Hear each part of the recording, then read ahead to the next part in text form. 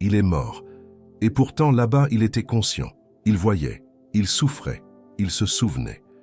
Jésus a parlé de cet endroit, et ce qu'il a dit devrait changer votre façon de vivre dès aujourd'hui. Il y a une question que presque personne n'ose poser à voix haute, mais que beaucoup portent en silence au creux de leur âme. Que se passe-t-il après la mort? Pas de manière vague, pas comme un sujet philosophique pour des débats d'université. Non. Ce que les gens veulent vraiment savoir, c'est ce qu'il advient de ceux qu'ils ont aimés. Est-ce que grand-mère est quelque part? Est-ce que mon père, qui est parti trop tôt, a trouvé la paix? Ces questions ne sont pas anodines. Elles sont le cri profond d'une âme qui cherche une réponse que le monde ne peut pas lui donner. Et c'est précisément là que la parole de Dieu entre en scène avec une force que rien ne peut égaler. Charles Spurgeon, ce géant de la foi, ce prédicateur dont les sermons ont traversé les océans et les siècles, disait que l'Écriture ne nous laisse jamais dans l'obscurité sur les choses essentielles. Et la destinée des morts est une chose essentielle. Spurgeon affirmait avec conviction que Dieu, dans sa miséricorde infinie, a jugé bon de soulever un coin du voile pour que nous ne marchions pas dans les ténèbres, mais dans la lumière de sa révélation. Et c'est Jésus lui-même qui a soulevé ce voile. Pas un philosophe, pas un théologien humain. Jésus, celui qui est venu du Père, qui a traversé la mort et qui en est ressorti victorieux. C'est lui qui a osé parler de ce lieu où les morts attendent encore. Et si Jésus en a parlé, nous devons l'écouter avec toute l'attention de notre être. L'Évangile de Luc, au chapitre 16, nous présente l'une des narrations les plus saisissantes que Jésus ait jamais prononcées. C'est l'histoire d'un homme riche et d'un pauvre homme nommé Lazare. Deux vies opposées sur cette terre, deux destinations opposées dans l'au-delà. Et dans ce récit, Jésus dépeint avec une précision troublante un endroit que les Grecs appelaient l'Hadès et que les Hébreux connaissaient sous le nom de Sheol, un lieu d'attente, un lieu qui existe entre la mort et le jugement final. Mais pourquoi Jésus en a-t-il parlé? Pourquoi a-t-il choisi de lever ce voile-là à ce moment-là, avec ces mots-là? Ce n'est jamais par hasard que Jésus parle. Chaque parole qu'il a prononcée était intentionnelle, chargée d'un dessein divin. Et si le Seigneur a décrit cet endroit avec autant de détails, c'est parce qu'il voulait que nous comprenions quelque chose d'urgent, quelque chose qui concerne notre âme, maintenant, aujourd'hui, pendant que nous avons encore le souffle de vie dans nos poumons. Spurgeon le disait magnifiquement, « La connaissance de l'éternité ne doit pas nous paralyser, elle doit nous propulser. » Et c'est exactement ce que nous voulons faire aujourd'hui, non pas vous effrayer, non pas vous accabler, mais vous propulser vers une compréhension plus profonde de ce que Jésus a voulu nous révéler lorsqu'il a parlé de ce lieu où les morts attendent encore. Car oui, il y a une attente. Ce monde nous a souvent vendu l'idée que la mort est une fin, un rideau qui tombe définitivement. Mais la Bible nous enseigne que la mort physique n'est pas la fin de la conscience, la fin de l'existence. L'apôtre Paul, inspiré par le Saint-Esprit, nous dit dans la deuxième lettre aux Corinthiens, chapitre 5 et verset 8, « Nous sommes pleins de confiance et nous aimons mieux quitter ce corps et demeurer auprès du Seigneur. » Remarquez, quitter ce corps, c'est demeurer auprès du Seigneur. Il n'y a pas de vide, il n'y a pas de néant. Après la mort physique, quelque chose continue.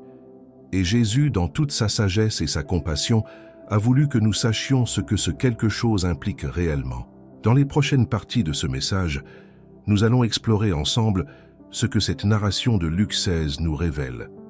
Le lieu d'attente que Jésus a décrit, pourquoi il y a une séparation, pourquoi les morts ne peuvent pas revenir nous avertir, et ce que cette vérité devrait changer dans notre façon de vivre chaque jour. Parce qu'au bout du compte, ce message n'est pas seulement un message sur les morts, c'est un message pour les vivants, c'est un message pour vous. Et si votre cœur est prêt à recevoir ce que la parole de Dieu a à dire, alors restez avec nous jusqu'à la fin, car ce que vous allez entendre pourrait bien transformer pour toujours votre manière de voir l'éternité. Si vous n'êtes pas encore abonné à cette chaîne, c'est le moment de le faire. Activez la cloche de notification pour ne manquer aucun de ces messages qui nourrissent votre âme. Et si vous ressentez un manque dans votre vie spirituelle, si vous sentez que votre intimité avec Dieu s'est refroidie avec le temps, notre e-book 21 jours pour restaurer votre intimité avec Dieu vous attend dans le premier commentaire épinglé. Ce n'est pas juste un livre, c'est un chemin de retour vers le cœur du Père. Lorsque Jésus a raconté l'histoire de l'homme riche et de Lazare, Il n'a pas utilisé de paraboles floues ou de métaphores abstraites. Il a nommé un personnage. Il a décrit des lieux. Il a peint une réalité avec une précision qui ne laisse pas de place à l'interprétation nébuleuse. Et cette précision n'est pas accidentelle. Jésus savait exactement ce qu'il faisait lorsqu'il a prononcé ces mots. L'évangile de Luc, chapitre 16, verset 22, nous dit ceci. « Le pauvre mourut, et il fut porté par les anges dans le sein d'Abraham. Le riche mourut aussi, et il fut enterré. » 2 morts, 2 destinations immédiatement différentes. Pas d'errance, pas de purgatoire indéfini, pas de sommeil de l'âme sans conscience. Une destination immédiate, déterminée non pas par la richesse ou la pauvreté matérielle, mais par quelque chose d'infiniment plus profond. Remarquez comment la mort de Lazare est décrite. Il fut porté par les anges. Il y a dans cette image quelque chose d'une douceur bouleversante. Cet homme qui n'avait rien sur cette terre, qui gisait à la porte du riche en mendiant des miettes, cet homme-là a été escorté par les messagers célestes jusque dans un lieu de repos, de consolation, de présence divine. La mort pour lui n'a pas été une chute dans le vide. Ce fut une élévation. Et le riche, il fut enterré. C'est tout. L'Écriture ne nous dit pas que des anges sont venus à sa rencontre. Elle nous dit qu'il fut enterré.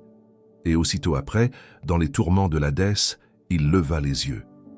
Cette progression est terrible dans sa sobriété. La richesse, les festins, les vêtements de pourpre, tout cela s'est évanoui au moment où le souffle a quitté son corps. Et dans cet endroit d'attente, il se retrouve conscient, lucide, capable de souffrir, capable de voir, capable de se souvenir. Car voilà l'une des vérités les plus solennelles que ce passage nous révèle. Dans ce lieu d'attente, la conscience persiste. Il n'y a pas d'oubli miséricordieux. L'homme riche reconnaît Abraham. Il reconnaît Lazare. Il se souvient de ses frères restés sur terre. Sa mémoire est intacte, son identité est intacte, et sa capacité à ressentir est intacte.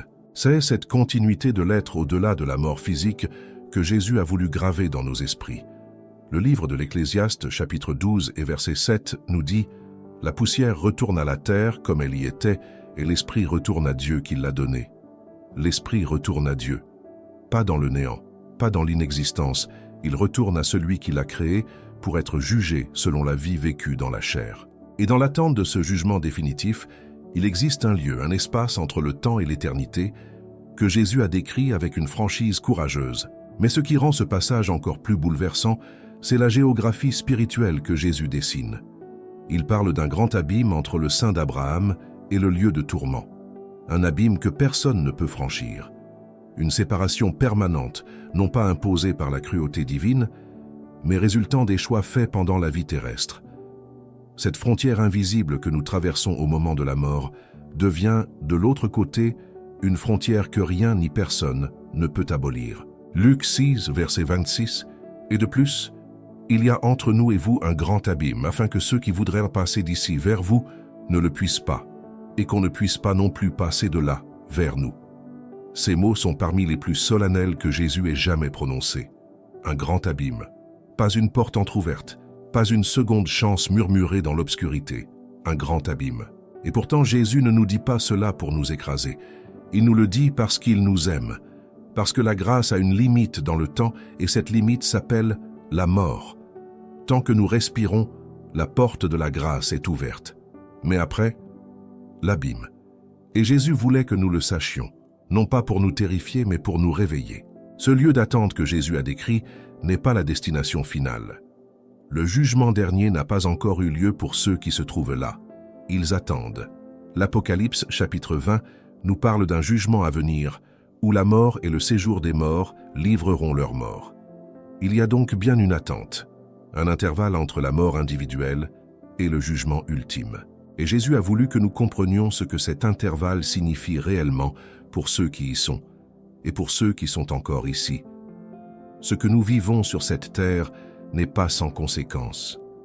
Chaque choix, chaque refus d'entendre la voix de Dieu, chaque cœur endurci face à l'Évangile, tout cela résonne dans l'éternité. Et si nous comprenons vraiment cela, alors notre regard sur la vie, sur nos proches qui ne connaissent pas encore le Seigneur, sur nos propres priorités quotidiennes, ne peut plus être le même. L'une des scènes les plus déchirantes de ce récit, c'est le moment où l'homme riche, depuis ce lieu d'attente, supplie Abraham de laisser Lazare aller avertir ses frères encore vivants. Il dit dans Luc 16, verset 28, « Car j'ai 5 frères. » Que Lazare les avertisse afin qu'ils ne viennent pas aussi dans ce lieu de tourment. Dans cet endroit où il souffre, il pense à ses frères. Il les aime encore. Il ne veut pas qu'ils partagent son sort. Et cette scène nous révèle quelque chose de profondément humain et de profondément tragique. Même dans ce lieu d'attente, l'amour pour les siens n'a pas disparu. L'homme riche n'est pas devenu un monstre insensible. Il est simplement quelqu'un qui comprend maintenant, avec une clarté douloureuse, ce qu'il aurait dû comprendre lorsqu'il était encore en vie. Il voit la vérité, mais il la voit trop tard pour lui-même et potentiellement trop tard pour ses frères. Abraham lui répond avec une franchise qui arrête le cœur. Ils ont Moïse et les prophètes, qu'ils les écoutent. Luc 16, verset 29. Autrement dit, la parole de Dieu existe déjà. Elle est suffisante. Elle est complète. Elle contient tout ce dont un être humain a besoin pour éviter ce lieu de tourment. Le problème n'a jamais été un manque d'information. Le problème a toujours été un manque d'écoute. Et l'homme riche insiste. Il dit « Non, Père Abraham, mais si quelqu'un des morts va vers eux, ils se repentiront. » Il croit encore qu'un miracle spectaculaire, une apparition surnaturelle, changerait tout.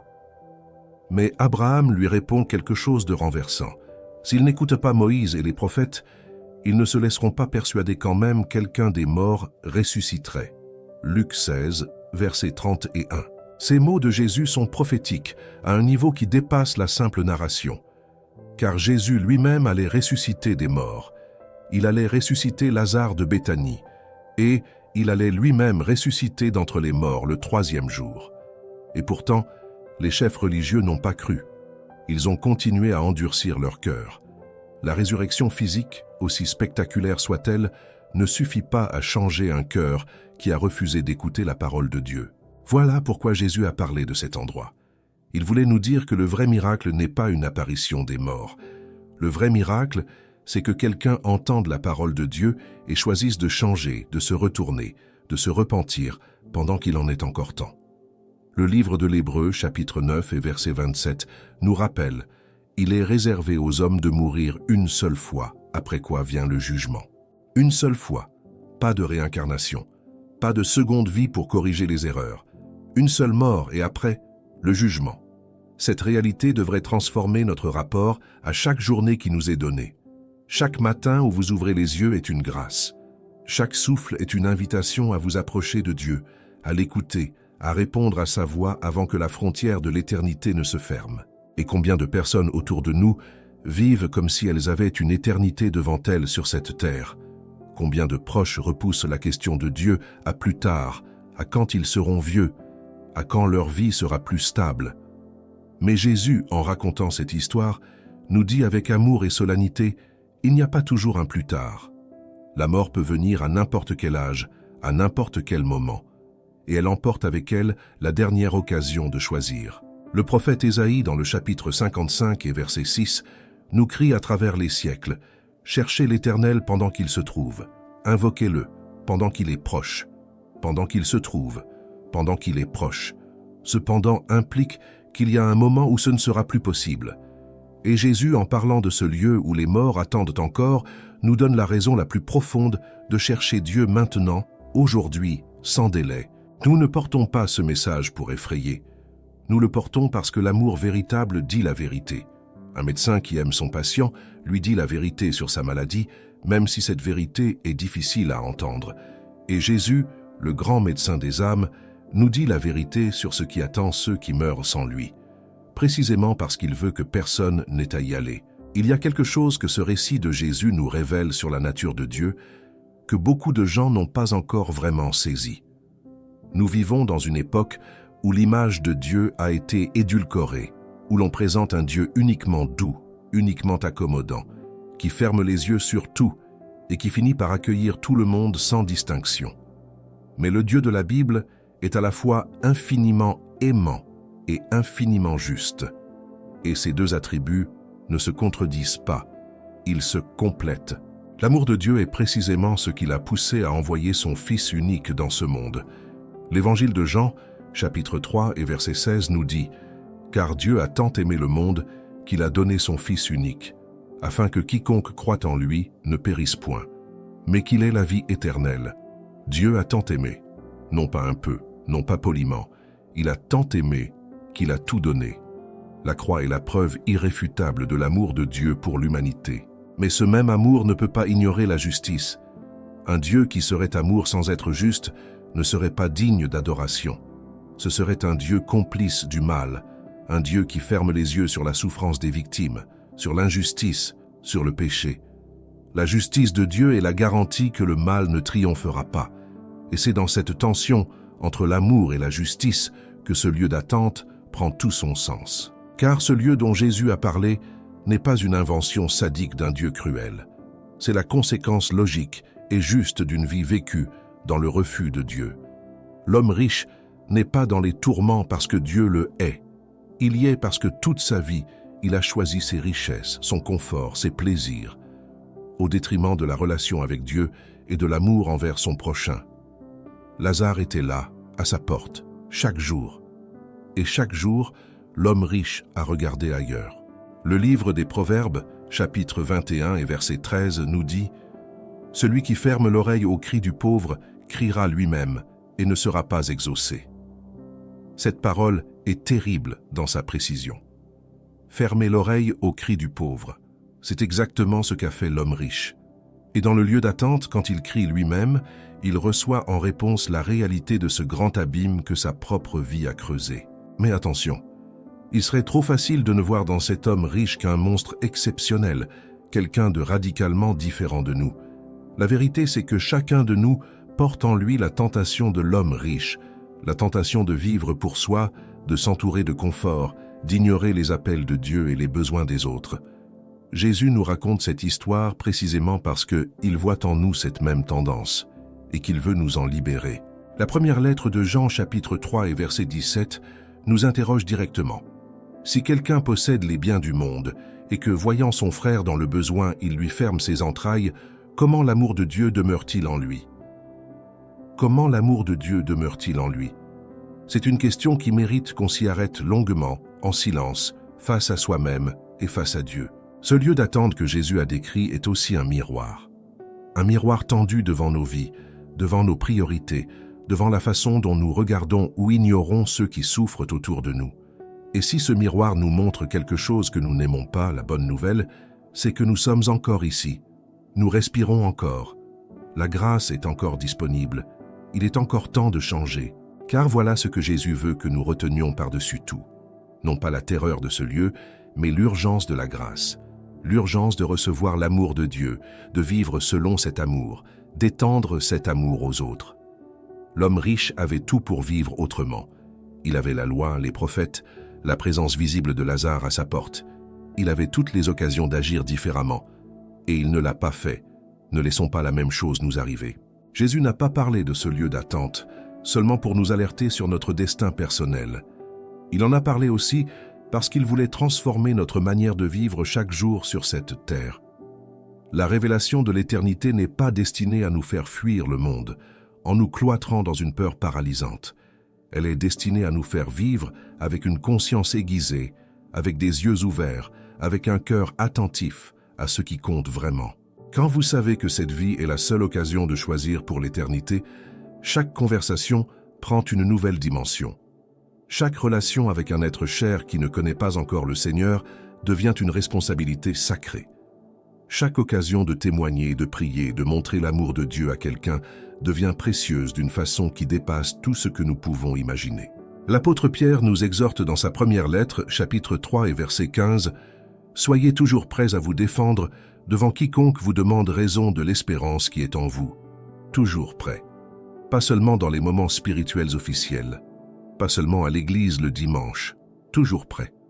Parce que les occasions de témoigner arrivent souvent de manière inattendue, et elles ne reviennent pas toujours. Ce lieu dont Jésus a parlé nous rappelle aussi que nos prières pour nos proches ont une valeur éternelle inestimable.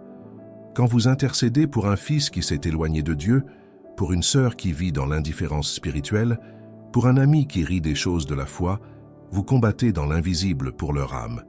Et cette intercession est l'un des actes les plus puissants qu'un croyant puisse accomplir sur cette terre. Le livre de Jacques, chapitre 5 et verset 16, nous assure « La prière fervente du juste a une grande efficace. » Une grande efficace. Pas une petite efficace.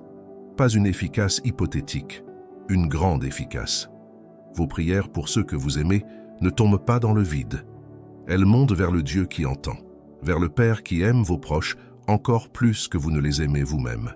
Et cette réalité de l'attente des morts doit aussi transformer notre rapport au deuil. Car beaucoup d'entre vous ont perdu des êtres chers, et cette perte porte un poids particulier selon ce que vous savez ou croyez de leur destinée éternelle. Pour ceux qui sont morts dans la foi, dans la confiance en Jésus-Christ, la mort n'est pas une tragédie ultime. C'est un passage. C'est Lazare porté par les anges vers le sein d'Abraham. C'est la promesse de la résurrection. L'apôtre Paul le dit avec une certitude lumineuse dans la première lettre aux Thessaloniciens, chapitre 4 et verset 13. « Nous ne voulons pas, frères, que vous soyez dans l'ignorance au sujet de ceux qui dorment, afin que vous ne vous affligiez pas comme les autres qui n'ont point d'espérance. Vous n'êtes pas sans espérance, et cette espérance n'est pas un vœu pieux, elle est ancrée dans la résurrection de Jésus-Christ, qui est la garantie de la nôtre. Mais ce même passage nous parle aussi de la gravité de mourir sans cette espérance. Et c'est là que notre amour pour les autres doit se traduire en action concrète. Non pas une action agressive, forcée, qui repousse, mais une action douce, persistante, pleine de grâce, qui montre par notre vie ce que Dieu peut faire dans un cœur humain. Parfois, le témoignage le plus puissant n'est pas celui que nous prononçons, c'est celui que nous vivons. Jésus a parlé de ce lieu d'attente parce qu'il est le bon berger, et le bon berger connaît le danger qui guette ses brebis. Il ne se tait pas, il n'édulcore pas la vérité pour ne pas déranger. Il dit la vérité avec amour, avec clarté, avec l'urgence de quelqu'un qui sait ce que coûte l'ignorance.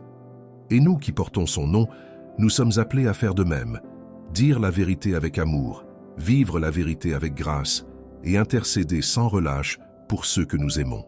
Car ce que vous comprenez aujourd'hui sur ce lieu d'attente n'est pas une information pour satisfaire votre curiosité intellectuelle. C'est une révélation pour transformer votre vie, vos priorités, votre façon d'aimer. Et si cette révélation fait quelque chose dans votre cœur, si elle vous donne envie de prier plus, d'aimer mieux, de vivre avec plus de conscience éternelle, alors Jésus a accompli son but en nous en parlant. Nous avons parcouru ensemble aujourd'hui un chemin profond et solennel, guidé par les paroles de Jésus lui-même. Ce lieu où les morts attendent n'est pas une légende. C'est une réalité que le Fils de Dieu a décrite pour que nous vivions autrement, pour que nous aimions avec plus d'urgence et pour que nous ne remettions jamais à demain notre relation avec Dieu. Merci d'avoir regardé ce message jusqu'à la fin. Votre présence ici compte infiniment. Si ce message a touché votre cœur, partagez-le avec quelqu'un que vous aimez, il pourrait changer une vie.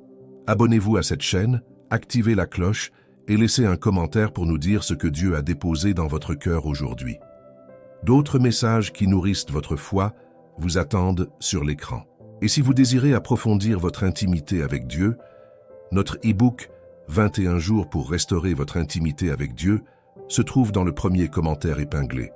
Que Dieu vous bénisse abondamment.